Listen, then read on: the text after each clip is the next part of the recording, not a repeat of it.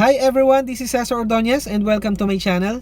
In this video, pag-uusapan po natin ang BMBE or yung Barangay Micro Business Enterprise under RA 9178. So yun po yung ating legal basis. Now, bakit ba napakahalagang pag-usapan ng BMBE? Kasi isa po ito sa mga tinitingnan ng mga taong gustong magsimula ng kanilang negosyo for the numerous benefits na pwede nilang makuha out of this. Okay? So now, what is BMBE? BMBE refers to any business entity or enterprise engaged in the production, processing or manufacturing of products or commodities including agro-processing, trading and services whose total assets including those arising from loans but exclusive of the land on which the particular business entity's office, plant and equipment are situated shall not be more than 3 million. So meaning any business as long as yung iyong total asset ay hindi lumagpas ng 3 million pesos, okay? Hindi po kasama yung lupa.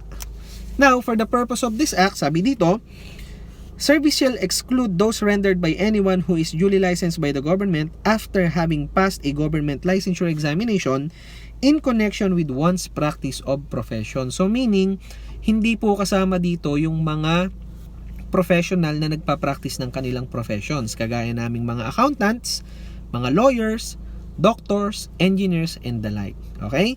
So now, ang malaking question na lang dito, paano ba natin malalaman kung yung ating business ay barangay-based and at the same time considered micro-business? So you might want to check Department of Finance Department Order 17-04 kasi yun po yung sumagot. Ano ba yung isang barangay-based business at ang isang micro-business? Kasi kailangan barangay-based ka and at the same time micro-business.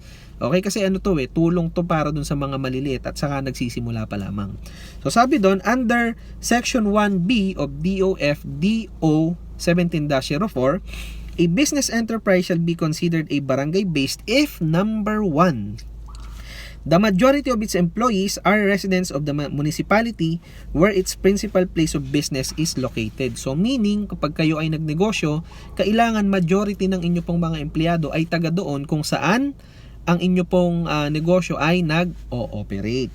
Pangalawa, its principal activity consists in the application, use of a particular skill peculiar to the locality or of raw materials predominantly sourced from the area. So meaning, kailangan yung pong mga skills o yung mga raw materials na gagamitin nyo po sa inyo pong main operation ay normally matatagpuan dun sa area kung saan kayo nag-ooperate. Halimbawa natin yung Marikina. When you think of Marikina, kilala sila sa paggawaan ng sapatos. So meaning kung kayo po ay magagawa ng negosyo sa Marikina at ang inyo pong magiging negosyo ay production ng sapatos, siyempre kukunin nyo rin po yung mga taga doon para magawa ng sapatos, you can qualify for that. Okay?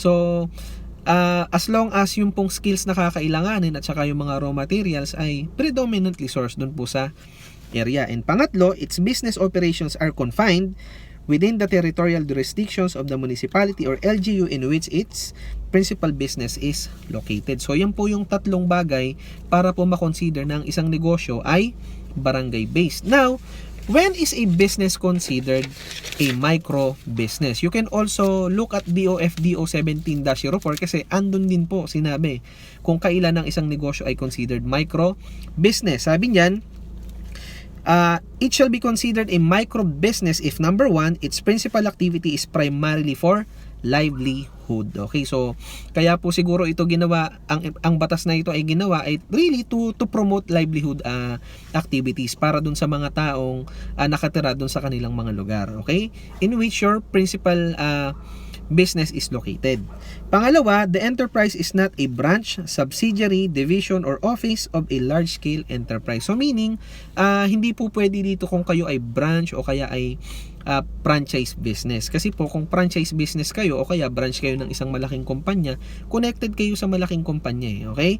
So although mas maliit sa 3 million yung inyong total assets, kaya lang dahil franchisee kayo ng isang malaking kumpanya, hindi kayo pwede.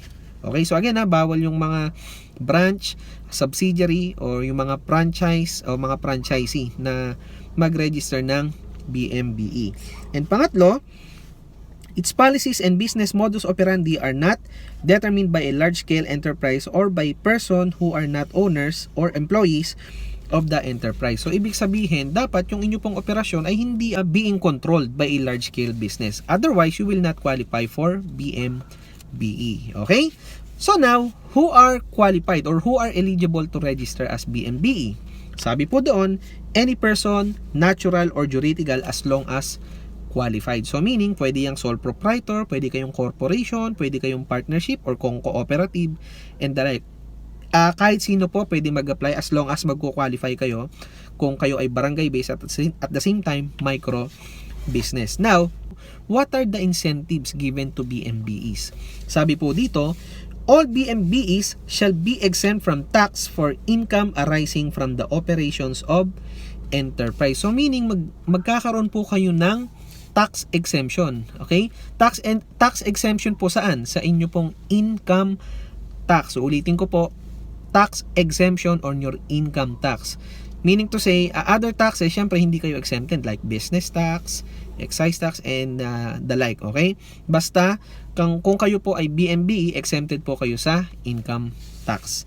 Pangalawa, exemption from minimum wage law, provided that all employees shall be entitled to the same benefits given to any regular employee such as social security and healthcare benefits. So, ibig sabihin, kung ang minimum wage po natin, let's say, ay 500 plus, hindi naman po kayo nire-require ng batas na magpasahod ng 500 plus din. Kasi nga, siguro, nagsisimula kayo, maliit pa. Pwede po kayong magpasahod ng mas mababa dahil hindi naman po kayo covered ng minimum wage law. Kaya lang, syempre, you have to take into consideration yung salary kasi mamaya sa sobrang baba, wala namang tumanggap ng trabaho. But anyway, you are not required. Okay? As long as lahat po ng benefit na ibibigay nyo rin po sa inyo pong mga regular employees, ibibigay nyo rin po sa lahat. Kagaya po ng social security, healthcare, at kung ano man pong mga benefits na pwede nyo pang ibigay. Okay? So, kailangan lang po dito pantay-pantay sila. And pangatlo, access to financial assistance by designated financial institution. Ayan. So, ibig sabihin, ang ating pong pamahalaan ay magbibigay po ng inyong ng financial assistance sa inyo. Okay? At nag-designate po sila ng mga ilang financial institutions to help you on that. And pangapat, access to training and technology transfer assistance by the government. So meaning, pagka po merong mga training na ibibigay ang ating gobyerno, ay may access din po kayo dyan. Tutulungan din po talaga kayo. Siguro i-improve yung inyong pong mga processes and at the same time yung inyong pong mga tao in handling this o in handling the operation. Okay? Now, for registration, you may visit your nearest negosyo center for the application form and other requirements na lang. Okay? So, yun lamang po. Maraming salamat po sa inyo pong pakikinig. Sana po ang akin pong video ay nakatulong sa inyo. At if you think na ito po ay makakatulong din sa iba, feel free to share para po yung ating pong tulong ay makarating din lamang po sa kanila. Okay? So muli, ito po si Cesar Ordonez. Maraming salamat po at mabuhay po kayo.